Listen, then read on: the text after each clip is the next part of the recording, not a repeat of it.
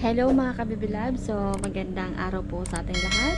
So today po ay magha-harvest po ulit tayo ng ating upo kasi po ibebenta po namin sa Talipapa yung sa pinagbentahan din po namin ng isda. Kasi ang dami mga kabibilab, so nabawasan na nga yan at nagpamigay na kami sa mga kapitbahay namin. Kaso ang dami pa kasi masayang naman po kapag hindi namin i-harvest, kaya ibenta na lang po. Yun. So first time po natin magbenta ng upo.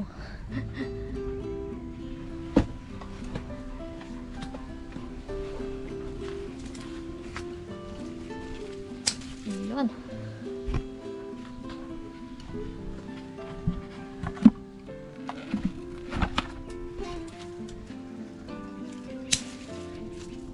Hindi ba ito sarap to? Okay. Masuk sa kalidad yan.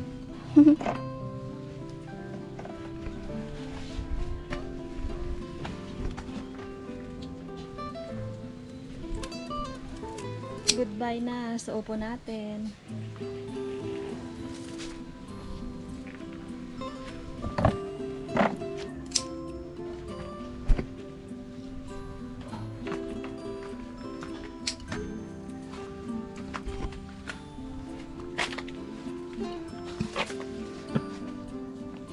Hindi man to sira, no? Hindi yan.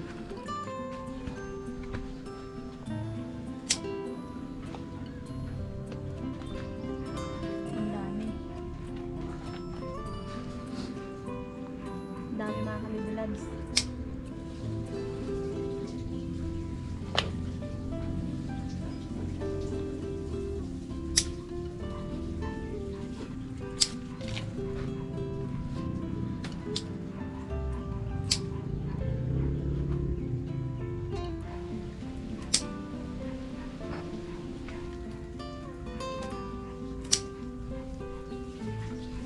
Bigat mga kabibilabs. Yan. Huwag yan. Wala yun. Pati ito, huwag mo na to.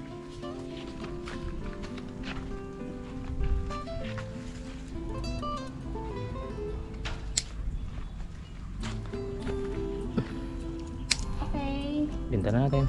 Mga kabibilabs, so benta na natin. Mga kabibilabs, bali ito na po lahat. Yung aming na harvest.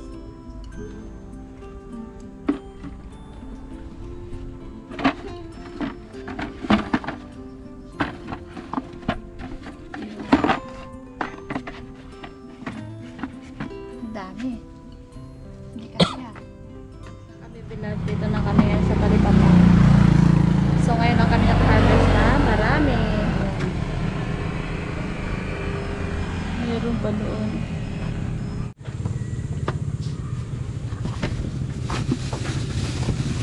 Hindi man yan sira.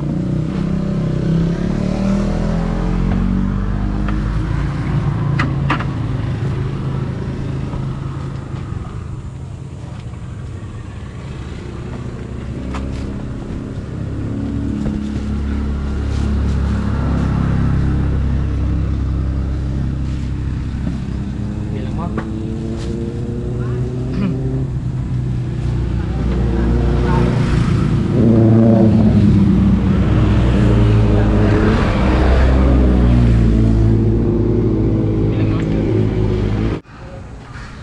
Ayan, bali 15 piraso yung nabenta namin mga kabibilabs. At ito na yung aming isda. Na huli kanina. May ano sila oh. Sana yan.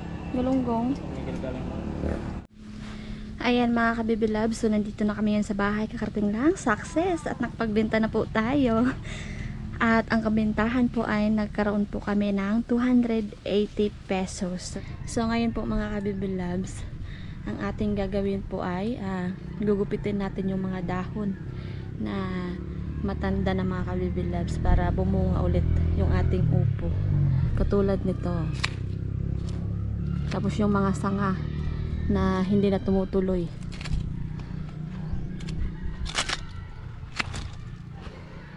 Ayan pa oh, meron pang bunga yung ating upo. Tanggalin ko na ito.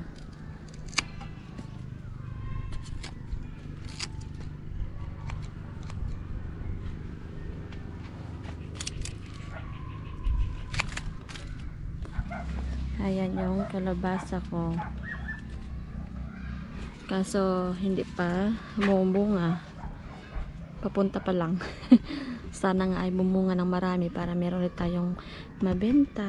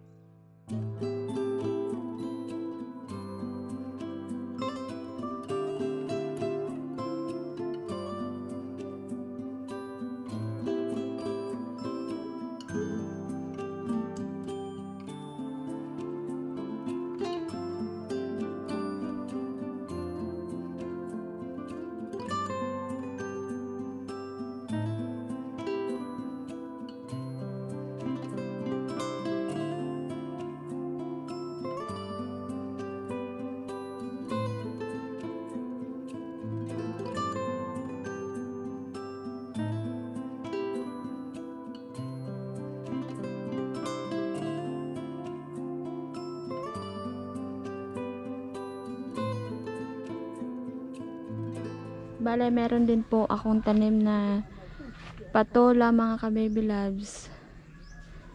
Ayan si Nana. So si Nana ay magpunta ulit sa kanyang sa tataniman namin ng palay. Magalinis siguro si Nana.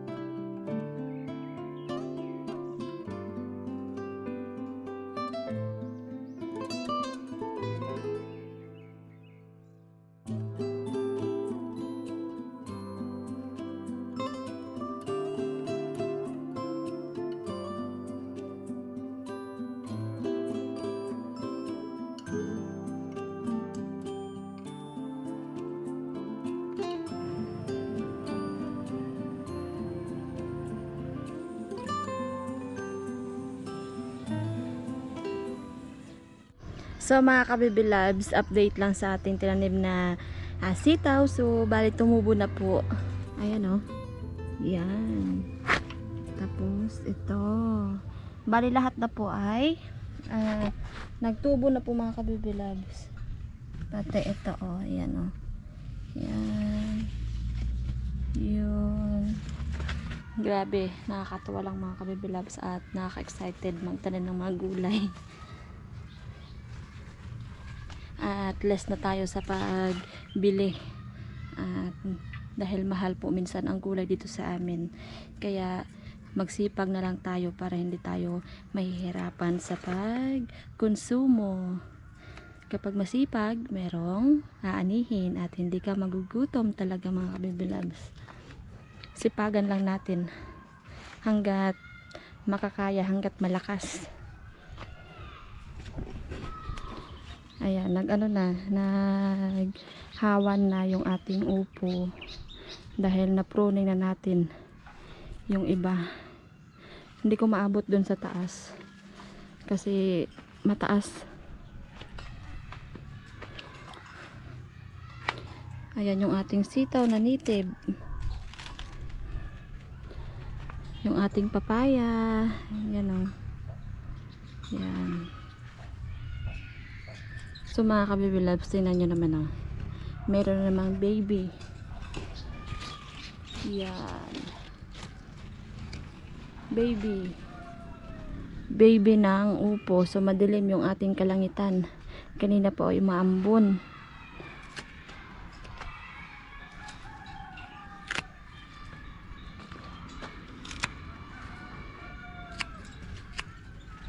Puntahan natin si Nana mga kabibilabs.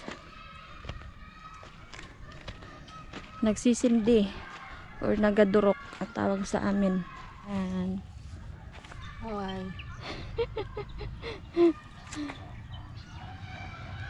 Galinis tayo para may taniman ng palay. Yun. Para hindi kami magugutom ni Nana. Kung sweet yun, para hindi na magabili ng bigas. Yun. Parang gano'n daw magbili ng bigas. Ang bigas ngayon mahal na. Mahal talaga. Sarap ng hangin mga kabibilabs. Yan. Kahit masama yung panahon pero malamig, may hangin. So malapit na po ito taniman ng palay kapag tumudo na po yung ulan. Kapag basang-basa na yung lupa, pwede na po namin taniman ng palay mga kabibilabs. So i-video din namin yun ang pagtanim. At syempre dahil kasama namin kayo, kailangan namin malaman nyo rin kung ano yung aming mga ginagawa dito sa probinsya namin. Kahit simple lang, at least masaya. So punta rin ako doon at magka-cutting ulit ako. At mamaya pagkatapos ko, ako ay magtatanim ulit ng aking flower kasi gustong gusto ko yung mga bulaklak. Yun lang yung nagpapaganda sa ating bahay, yung bulaklak. Yan. Kahit pangit yung may-ari, basta maganda yung bahay.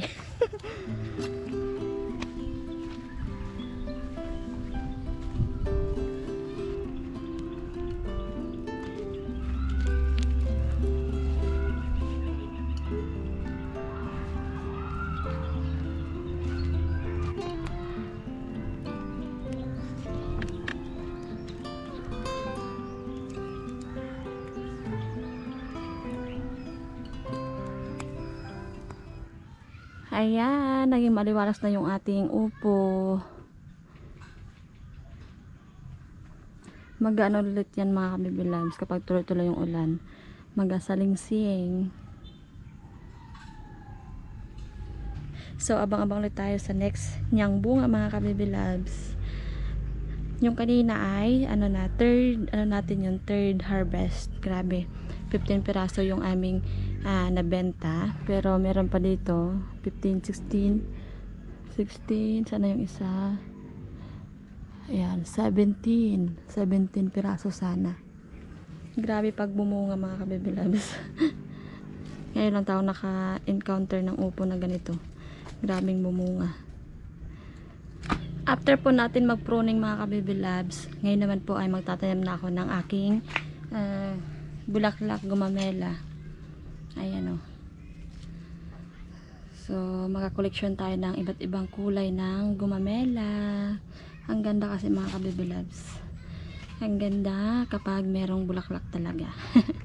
Anti-stress. So, dito ko lang ilagay sa maliit na plastic kasi ilipat ko din po siya sa lupa mga kabibilabs kapag nabuhay na. Gusto ko kasi naka-maintain na sa lupa para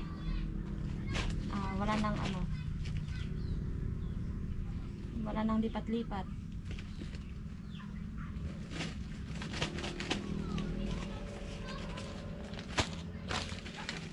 Yung dati kasi mga kabibilabs, di ba nagtanim din ako ng gumamela.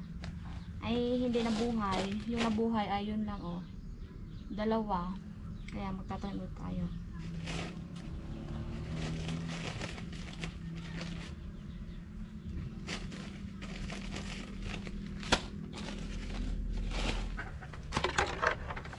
So meron akong ano dito mga kabibilabs, yellow bell. Ayan. Itusok lang natin.